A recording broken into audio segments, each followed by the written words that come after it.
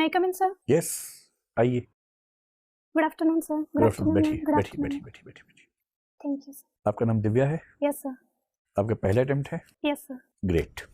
तो दिव्या अपने बारे में कुछ बताइए, ऐसी 5-6 महत्वपूर्ण बातें जिनसे हम आपसे बात कर सकें। सर, जैसे कि आपने बताया, मेरा नाम दिव्या है।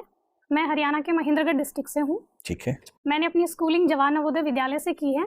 उसके बाद मैंने अपनी ग्रेजुएशन अपने डिस्ट्रिक्ट के गवर्नमेंट पीजी कॉलेज से की है और एक सिविल सर्वेंट बनने के क्रम में मेरा पहला प्रयास है। ठीक है। आपके विषय क्या थे ग्रेजुएशन में? Sir, physics, chemistry and maths. और यूपीएससी में क्या विषय लिया आपने? हिंदी लिटरेचर। वो तीनों विषय खराब लगे आपको? नहीं सर, खराब लगने वाली बात नहीं है।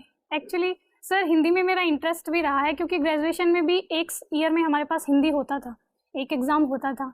इंटरेस्ट रहा है तो फिर आपने हिंदी में क्यों नहीं ग्रेजुएशन किया? सर, वो 12th के बाद मेरे पास साइंस ही थी तो उसके बाद। लेकिन सर, सिविल सर्वेंट्स बनने के लिए मैंने हिंदी इसलिए भी चुना है क्योंकि मैंने कुछ सीनियर से बात की और सर मुझे सिलेबस देख के ये लगा कि शायद मैं अच्छे से कवर कर लूँगी और स्कोरिंग भी है, तो इस वजह से। अच्छा, तो ये प्रैग्मेटिक फैसला है, कॉस्ट बेनिफिट के बेस पे लिया हुआ। जी ठीक है। और आपको कोई रुचि भी है, आपने बताया नहीं? हॉबीज में जी। Sir, Ghoomar dance, singing and sir talking with my mother. अच्छा, तो मम्मी से बात करके आपको ये नहीं लगता कि उनकी जनरेशन की बातें आपकी जनरेशन से काफ़ी अलग हैं? नहीं सर, मैं मम्मी से जब बात करती हूँ तो मेरा फोकस तो मुख्यतः उनकी हेल्थ को लेके होता है कि वो अपनी हेल्थ का ख्याल रखें, और मम्मी सिंगल पेरेंट है तो इस वजह से उनका स्ट्रेस दूर करना, और मुझे लगता है सर घर की बातें हम कर लेते हैं, ऐसा डिफरेंस। फिर ये रुचि है या जिम्मेदारी है? सर, दोनों चीज़ें, रुचि भी है और मैं अपनी जिम्मेदारी भी समझती हूँ कि उनका स्ट्रेस दूर करूँ। और आपका होम स्टेट हरियाणा है और आपने फर्स्ट प्रेफरेंस उसी को दी होगी? Yes sir. है ना? ठीक है। तो दिव्या ये बताएं, आपके नाम का मतलब क्या है और ये नाम आप पर कैसे सूट करता है? सर, मेरे नाम का मतलब है डिवाइन लस्टर और ब्रिलियंस। और सर मुझे ऐसा लगता है कि मैंने अपनी स्कूलिंग में और उसके बाद अपने कॉलेज में और अपने जो भी प्रयास है अपने लक्ष्यों को प्राप्त करने में, ब्रिलियंस को हासिल करने की कोशिश की है। आप जो हिंदी साहित्य पढ़ती हैं उसके पाठ्यक्रम में भी एक उपन्यास है, उसका नाम भी दिव्या ही है। Yes sir. और उस उपन्यास में वो जो दिव्या है और जो उसका मित्र मारिश है, वो बार बार कहते हैं कि स्त्री का धर्म निर्माण नहीं सृष्टि है। क्या मतलब है इस बात का, और क्या आप इस बात से सहमत हैं आज के ज़माने में? सर, मारिस का इससे मतलब है कि नारी को प्रकृति ने जो सर कर्तव्य दिया है सृष्टि को आगे बढ़ाने में, उसको वहीं अपना के चलना चाहिए। और सर जो निर्वाण का मार्ग है वो नारी के लिए श्रेष्ठ नहीं है। ठीक है। और सर मुझे भी पर्सनली ऐसा ही लगता है कि सर, लेकिन जेंडर इक्वलिटी के साथ सर। जैसे हमारे देश में 2 महिला राजनेता इस समय ऐसी मैं सोच पा रहा हूँ जो बहुत योग्य हैं, उन्होंने बहुत महान काम किया पर विवाह नहीं किया, परिवार को आगे नहीं बढ़ाया। ममता जी हैं, मायावती जी हैं। क्या हम उनके योगदान को शून्य मान लें क्योंकि उन्होंने सृष्टि के रास्ते को आगे नहीं बढ़ाया? नहीं सर, ऐसा तो नहीं है। सर, हर महिला की अपनी ये पर्सनल चॉइस है, और सर राजनीति के क्षेत्र में उन्होंने इतना अच्छा किया है तो हम सिर्फ सृष्टि को आगे ले जाने के बेस पे कहीं किसी महिला का मूल्यांकन नहीं कर सकते। ठीक है। अब आप ये बताएं कि हरियाणा में आजकल बहुत सारे जो विवाद चल रहे हैं उनमें से एक विवाद तो चंडीगढ़ को लेकर है। जी सर। तो केंद्र सरकार का ये कहना है कि भाई जब सारी यूटीज़ में हमारे ऑफिसर्स हैं, जो एजी एमयूटी कैडर के ऑफिसर्स हैं वो हर जगह हैं, दिल्ली में हैं, मतलब गोवा में जो पहले की यूटी था वहाँ भी हैं, लक्षद्वीप में है, अंडमान निकोबार में है, अब जम्मू कश्मीर में भी हैं, लद्दाख में भी हैं, तो चंडीगढ़ को अलग से लाट साहब बनने का क्या मतलब है कि उसके उस यूटी में ऑफिसर्स हरियाणा पंजाब कैडर के होंगे? क्यों होंगे? तो केंद्रीय गृह मंत्री कह रहे हैं कि अब से हम चंडीगढ़ में भी एजी एमयूटी कैडर के ऑफिसर नियुक्त करेंगे। पंजाब सरकार इस बात पर भड़की हुई है, हरियाणा सरकार भी उतना नहीं भड़क सकती क्योंकि सरकार उसी पार्टी की है, लेकिन वो भी नाराज़ बीच में दिखते हैं। आपकी राय में क्या होना चाहिए? चंडीगढ़ का जो एडमिनिस्ट्रेशन है कैसे चलना चाहिए? सर, चंडीगढ़ एक यूटी है तो ये केंद्र सरकार का दायित्व और उसके जुरिस्डिक्शन में आता है कि अगर वो चाहे तो सर जो आगमुट के कैडर है वो चंडीगढ़ में नियुक्त कर सकती है। लेकिन जिस टाइम समझौता हुआ सर, उस टाइम ये डिसाइड हुआ था कि चंडीगढ़ और पंजाब के ऑफिसर्स ही वहाँ काम करेंगे। तो अभी अगर सेंट्रल गवर्नमेंट ये चाहती है कि वहाँ पे आगमुट कैडर के ऑफिसर्स जाएं तो सर ऐसा फैसला लेने में कोई मुझे बुराई नहीं लगती। हाँ, लेकिन आपको नहीं लगता कि फेडरलिज्म का सम्मान करते हुए इसमें राज्यों से भी संवाद होना चाहिए, एक तरफा फैसला नहीं होना चाहिए? हाँ सर, एक तरफ फैसला नहीं होना चाहिए इसमें। सर, हरियाणा और पंजाब के राज्यों की भी सहमति ली जा सकती है। क्योंकि एक बार इनसे सहमति लिए बिना 3 बिल पास किए थे, फिर क्या हुआ था, फिर देखा ही 2 साल में। तो संवाद की प्रक्रिया रहे तो बेहतर ही होगा, है ना? ठीक है सर। अब दिव्या, अब ये बताइए, जैसे मान लीजिए आप सफल हो जाएंगी, आईएएस बन जाएंगी, तो लोग आपको ना भगवान की तरह पूजेंगे आपके गाँव में, और वहाँ बहुत सारी बच्चियाँ आपके पास आएंगी कि दीदी हम कैसे जीवन जिए, क्या करें जीवन में। तो मान लीजिए कि आप गाँव गई और वहाँ 3-4 लड़कियाँ आपसे मिलने आई जिनकी उम्र 17, 18, 19 साल है, और वो कह रही हैं कि दीदी बहुत सारे रिश्ते आ रहे हैं, शादी करने का दबाव है, इतना ही पूछा जा रहा है कि तुम किससे शादी करोगी 3-4 ऑप्शंस में से, तो कैसे चुने? और आपको ये बताना है उनको कि हस्बैंड चुनने का सही क्राइटेरिया क्या होना चाहिए। जो चीज़ें हैं ऑप्शन के तौर पे, एक है कि कोई व्यक्ति विनम्र है या नहीं, एक है वो समझदार है या नहीं, एक ज़िंदगी में सफल है या नहीं, चौथा वो स्वस्थ और सुंदर आकर्षक है या नहीं, और पांचवा ये कि वो अपने ही धर्म और जाति का है या नहीं। इन 5 में आप किस ऑर्डर में प्रेफरेंस देंगे स्पाउस सिलेक्शन के प्रोसेस को? सर सबसे पहले तो वो 17-18 साल की हैं, तो मैं कोशिश करूंगी। अच्छा 21 साल की है, छोड़ो ना, ठीक है, उस पर जाना ही नहीं है आपको, सिर्फ इस पर रहना है। 5 क्राइटेरिया हैं, आपको उनकी सीक्वेंसिंग बतानी है कि इनमें सबसे महत्वपूर्ण क्या है। मैं दोहरा देता हूँ, भूल गए होंगे इस बीच में, या याद है पांचों? सर विनम्र है या नहीं, नंबर 1 समझदार, विनम्र, नंबर 2 समझदार, स्वस्थ और आकर्षक, हाँ ये तीसरा एक ही है, मतलब स्वस्थ आकर्षक। हाँ, 4th है जाति और धर्म जाति का। धर्म हमारा ही है। और पांचवा कौन सा था? पांचवा है कि सफल, जीवन में सफल है, मतलब पैसा और वो सब, शोहरत, समृद्धि, वो सब चीज़ें। सर पहला प्रेफरेंस होएगा समझदार वाला, ठीक है, दूसरा प्रेफरेंस होएगा विनम्र वाला, ठीक है, तीसरा सर स्वस्थता, ठीक है, और सर 4th होएगा, ये लास्ट वाला था सर, सफल। सफल, जिंदगी में सफल है या नहीं। नहीं सर। यानी कोई समझदार हो, स्वस्थ हो, लेकिन बेरोजगार हो, चलेगा? नहीं सर, तो फिर हायर की। ठीक है दिव्या, आपका इंटरव्यू पूरा। क्या सर? क्या हाल है आपका? हाल चाल ठीक है? कैसा लगा इंटरव्यू देकर? सर ठीक था, कहीं कहीं। कहीं कहीं ठीक था? नहीं सर, कहीं कहीं और पढ़ना है अभी। अच्छा, तो कितने मॉक इंटरव्यू आप दे चुके हैं अभी तक? सर 7th है ये, ठीक है। तो किसी संस्था का नाम मत बोलिएगा, वैसे बताइए कि बाकी जगह क्या रहा रिस्पॉन्स आपका, फीडबैक? सर अच्छा ही था। है ना, इसमें दुखी होने की क्या बात है, अच्छा था तो खुश होकर बोलिए अच्छा था।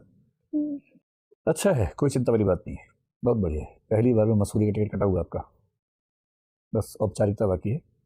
ठीक है, देखो आपकी एंट्री बहुत अच्छी है, ड्रेस जनरली बहुत अच्छी है, लेकिन अभी मैडम ने बताया कि आपने जो सैंडल पहना है वो शायद ठीक नहीं है। ठीक है। तो ये शाइनिंग वाला मत रखिए, थोड़ा सिंपल रख लीजिए, वैसे भी बैठने के बाद दिखना भी नहीं है वो, लेकिन सिंपल रखिए, ठीक है। रिस्ट वॉच में आपको लग रहा है कुछ दिक्कत है? थोड़ा सा वो फ्लैशी लग रहा है, वहाँ पे मैम पहने नहीं देती। हाँ, शायद। बात ही खत्म हो गई, ठीक है। बैठने का तरीका भी एकदम ठीक है। इंट्रोडक्शन मैंने आपसे पूछा तो आपने अच्छा बताया, लेकिन इंट्रोडक्शन जब देना तो हॉबीज वगैरह खुद ही बोल दीजिए पहले ही। Okay sir. उनको इतनी बातें सुनने को मिल जाएं कि फिर ज़्यादा डेफ देखना ना पड़े, उसी में से बात समझ में आए, ठीक है। दिव्या को लेकर सवाल थे, वो भी ठीक थे, नॉवल वाला भी, फिर सुश्री मायावती, ममता बनर्जी वाला भी आपने अच्छा जवाब दिया, चंडीगढ़ भी ठीक था, फिर मैंने लिखना बंद कर दिया। फिर मैंने मेंबर से पूछा, सबसे सभी मेंबर्स की राय है कि जनरली आपकी तैयारी अच्छी है, तरीका अच्छा है बात करने का। जहाँ दिक्कत है, 3-4 दिक्कतें हैं छोटी छोटी। एक तो है कि जहाँ वो स्टैंड लेती है ना, तो बहुत दबाव मत आइए। जैसे हरियाणा के मामले में स्टैंड दीजिए कि हाँ हमारे राज्य में महिला के मामले में तरक्की हो रही है, काफ़ी तेज़ तरक्की हो रही है, और जो लेटेस्ट फैक्ट्स हैं वो कोट कीजिए वहाँ। और जो स्टैंड लिए दबाव में आने की जरूरत नहीं है, आपके स्टैंड आमतौर पर बड़े अच्छे हैं, रीजनेबल हैं, रैशनल हैं, कहीं कोई दिक्कत नहीं है। दूसरा, करंट अफेयर्स, विशेष रूप से हरियाणा के बारे में जो डेटा है लेटेस्ट, वो टिप्स पे होना चाहिए एकदम। उसमें ये नहीं कहना सर हाँ आया था सर अभी देखा नहीं, टिप्स पे एकदम ऐसे, ठीक है। और एक जनरल रिवीजन अगर टाइम है, कब है इंटरव्यू आपको यूपीएससी में? 27 को है ना, 5 दिन है। तो अगर समय मिले तो एक बार तेजी से जो करंट अफेयर साइंस टेक वगैरह के भी ना वो सब देख लीजिए। इसलिए नहीं कि वो पूछेंगे, कई बार पता होने से आप किसी प्रश्न के सुझावों में कुछ अच्छे पॉइंट्स जोड़ पाएंगे। इस पॉइंट ऑफ व्यू से अच्छी बातें ज़्यादा हैं। अच्छी बातें जो हैं, सबसे पहले ये है कि आपके पास लगभग हर सवाल का जवाब है। कई बच्चे चुप हो जाते हैं बीच बीच में, आप बोल रही हैं, बहुत अच्छी बात है। दूसरी अच्छी बात है कि आपकी आवाज़ अच्छे से सुनाई दे रही है। कई बच्चे ना बहुत लो बोलते हैं, उनको बोलना पड़ता है बार बार, थोड़ा तेज़ बोलो, ऊंचा बोलो, नहीं समझ में आ रहा। आपकी आवाज़ एकदम मतलब ऑडिबल है और हम सुन पा रहे हैं, बढ़िया से, अच्छे से आ रही है आवाज़। सबसे बड़ा फायदा है कि आपकी उम्र बहुत कम है, फर्स्ट अटैम्प्ट है। जब पहले अटैम्प्ट होता है, उम्र कम हो किसी बच्चे की, तो मेंबर्स को पहले से एक पॉजिटिव फीलिंग रहती है कि इस बच्चे ने पहली बार में यहाँ तक एंट्री की है तो उसको सफल होना चाहिए, तो ये बेनिफिट तो है ही। एनालिसिस आपका अच्छा है, 10 में से 7 प्रश्नों में ऐसा दिख रहा है कि आपने ठीक एनालिसिस किया हुआ, तैयारी की हुई है। एक अगर रैंडम आता है तो भी आपकी स्किल्स ठीक है एनालिसिस की, जैसे मैंने लास्ट में सवाल पूछा था ना, विनम्रता, समझदारी, तो स्किल्स आपकी ठीक है वहाँ भी, और वेल प्रिपेयर्ड आप हैं। ऑनेस्ट डिफेंस है, सॉरी आपने कम से कम 15 बार बोला होगा, पर आपका सॉरी चुभता नहीं है। 10-12 बार तुम सबसे बुलवाते हैं सॉरी, ऐसा नहीं कि आपने ज़्यादा बोल दिया, सब बोलते हैं, पर किसी किसी को सॉरी बोलते हुए लगता है कि पर रोई पड़ेगा। आपका सॉरी बड़ा ईमानदार सा है, और मतलब आपको सॉरी में भी 2 नंबर एक्स्ट्रा ही मिल रहे हैं, कम नहीं हो रहे नंबर, उससे कहने का भाव ये है। तो सॉरी आप ठीक बोल रही हैं, वैसे बोलिए। और एक खास बात है कि थोड़ी सी रॉनेस जिसको बोलते हैं ना, कि आप एक ग्रामीण क्षेत्र से आई हैं, तो वो दिख रहा है भाषा से, जो कि अच्छी बात है। उच्चारण में मुझे नहीं पता कि इतने कम टाइम में आप कर पाएंगे या नहीं, पर मैं आपको कुछ संकेत कर रहा हूँ इस सेंस में कि अगर आप कुछ करना चाहें तो कर लें, ना कर पाएं तो तनाव मत लीजिएगा। जो एक ट्रेंड है वो ये है कि आप ज को ज बोलती हैं कई जगह, ठीक है। जैसे जंग शब्द है, आपने जंग बोला उसको, एज को एज बोला, बावजूद को बावजूद बोला, जानकारी को जानकारी, निजी को निजी, प्रजा को प्रजा। अच्छी बात है कि आपको ज और ज दोनों बोलने आते हैं। कहीं कहीं आप कंफ्यूज हैं कि ये ज होगा कि ज होगा, है ना। तो एक बार ऐसे 20-25 शब्दों की लिस्ट बना लीजिए, 2 बार बोलने का अभ्यास कर लीजिए, ध्यान रहेगा तो अच्छी बात है, गलती हो जाए तो चिंता मत कीजिएगा। एक शब्द है ऑनेस्ट, HONEST, आप उसको हॉनेस्ट बोलती हैं। अगर आपकी आदत में है तो बोल लीजिए, कोई दिक्कत नहीं है, क्योंकि इससे भी पता लगता है कि आप बहुत लंबे समय शहर में रह के नहीं आए हैं। गाँव का जो गाँवपन है वो बना हुआ है, बचा हुआ है, उसकी वैल्यू है। लेकिन ऑनेस्ट बोल सकती हैं तो ऑनेस्ट बोल दीजिए उसको। स श में आप सब जगह ठीक बोलती हैं, एक जगह आपने अशोक को अशोक बोल दिया, तो ऐसा तो है नहीं कि आप स और श में अंतर नहीं कर पा रही हैं, आपको आता है करना, तो अशोक को अशोक कर लीजिएगा हो पाए तो। एक जगह दबाव में थी, आपने कहा बहुत सारे कदम उठाए गए हैं, है ना, ऐसा हो जाता है। ये केवल इसलिए बता रहा हूँ कि पहले से दिमाग में रहेगा तो शायद आप वहाँ इसको पहले ही भाप जाएंगे और ऐसी गलती नहीं करेंगे। इन गलतियों से आपका नंबर कट नहीं रहा है, लेकिन हाँ, ये ना हो तो शायद थोड़ा सा और अच्छा होगा। कितने अंक मिलने पे आप IAS बन जाएंगे इस बार? सर मेंस तो अच्छा हुआ है। अच्छा है, बहुत अच्छा, बहुत अच्छा। खतरनाक, आग लगा दी मतलब आपने सर इसमें? ऑप्शनल में लगा दी। आग लगा दी ऑप्शन में। कितने नंबर आ जाएंगे?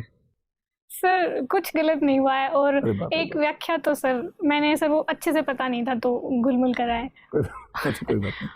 अगर 300 के आसपास ऑप्शन में आ जाए, GS भी ठीक हुआ है, सर इथिक्स अच्छा हुआ है बहुत, और ऐसे भी बहुत अच्छा तो हुआ मैं ये मान के चल सकता हूँ कि अगर आपको 180-185 आ गए तो IAS का चांस बन सकता है।